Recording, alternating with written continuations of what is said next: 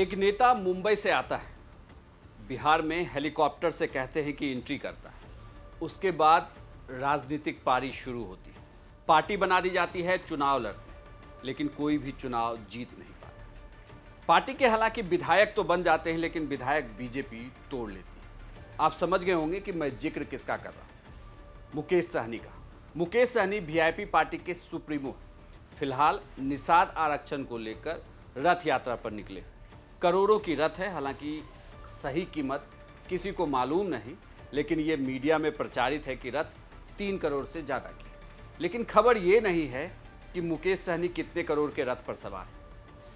खबर ये है कि क्या बीजेपी ने अब मुकेश सहनी से किनारा कर लिया और महागठबंधन या यूं कहें कि इंडिया की ज़रूरत भी मुकेश सहनी नहीं है। इस खबर को समझने के लिए आपको 2022 के राबड़ी देवी के एक बयान को सुनाते हैं। जब बीजेपी के विधायक टूट गए थे, मुकेश सहनी बार बार कह रहे थे कि उनके साथ धोखा हुआ है, राजनीति की गई है, पर्दे के पीछे से बहुत बड़ा खेल हो गया है। आरजेडी में बुलाएंगे, आप बुलाइएगा, वापस बुलाएंगे, याद कर रहे हैं, अब बुलाइएगा, आपको तो याद कर रहे हैं। काहे बुलाएंगे? काहे बुलाएंगे? चीरा वो मन से गए जाएंगे अपना। मैडम वो आने का रास्ता देख रहे हैं, लालू जी पसंद आ रहे हैं। बड़ा कहानी लो हमारा पार्टी में। राबड़ी देवी के इस बयान से जो 25 मार्च 2022 को दिया गया था, उससे साफ था कि उनकी पार्टी में मुकेश सहनी या यूं कहें कि निषाद की राजनीति करने वाले बड़े नेता मौजूद हैं। अब बात मौजूदा परिदृश्य की करिए, यानी कि आज की तारीख में बिहार विधानसभा में एक और जहां कमान संभाले हुए विजय सिन्हा, वहीं विधान परिषद की अब कमान संभालेंगे हरीश सहनी। तो क्या बीजेपी ने भी अब मुकेश सहनी से किनारा कर लिया? क्योंकि हरीश सहनी को जैसे ही नेता प्रतिपक्ष बनाया गया है, तो ये कह रहे हैं तमाम राजनीतिक पंडित कि मुकेश सहनी की अब जरूरत बीजेपी को नहीं। बीजेपी ने कुल मिलाकर इस कदम को उठाया ही इसलिए क्योंकि वो निषाद वोट बैंक में सेंधमारी कर सके, या यूं कहें कि जो मुकेश सहनी की राजनीतिक धार है उसे मंद कर बीजेपी उस धार को अपने तरफ मोड़ सके। ऐसा नहीं है कि बीजेपी के पास हरीश सहनी इकलौते निषाद नेता है, अजय निषाद जैसे उनके पास सांसद भी है। तो ये एक बड़ा संदेश मुकेश सहनी को दिया जा रहा है बीजेपी की तरफ से।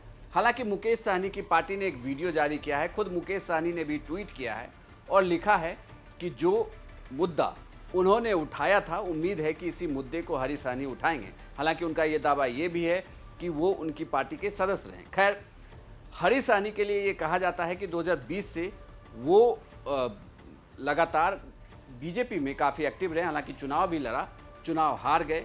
अब विधान परिषद के सदस्य 2028 तक वो विधान परिषद के सदस्य रहेंगे, यानी कि कुल मिलाकर अगर उनकी कुर्सी नहीं गई या उन्हें पद से नहीं हटाया जाता तो लोकसभा चुनाव के साथ साथ विधानसभा चुनाव तक वो नेता प्रतिपक्ष बने रह सकते हैं।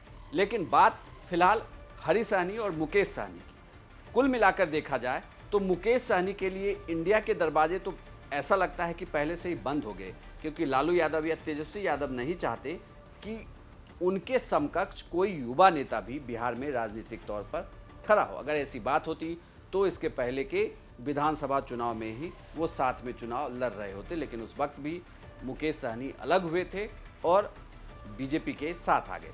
लेकिन अब फिर से यात्रा पर निकले हुए हैं, रथ यात्रा चल रही है उनकी लगातार। बिहार और उत्तर प्रदेश के अलग अलग जिलों में उनकी रथ यात्रा चल रही है, जिसमें वो निषाद वोटरों को एक साथ लाने की कोशिश कर रहे हैं। लेकिन इस बीच हरीश सहनी को बिहार विधान परिषद का नेता बनाकर बीजेपी ने यह संदेश दे दिया है कि उनकी नाव अब बीजेपी की तरफ तो नहीं लगने वाली, यानी कि मुकेश सहनी फिलहाल मझधार में फंसे हुए हैं और अपने दम पर तो वो लोकसभा चुनाव में शायद ही किसी सीट से चुनाव जीत सके। हाँ, लेकिन वो किसी भी कैंडिडेट के मतों में हेर फेर करवा सकते हैं, यानी कि उसे जीतने के लिए मुश्किल जरूर वो खड़ी कर देंगे किसी भी सीट पर। आपको यह जानकारी कैसी लगी हमें कमेंट बॉक्स में जरूर लिखकर बताइएगा। साथ ही बिहार की तमाम राजनीतिक खबरों के लिए आप देखते रहिए बिहार तक।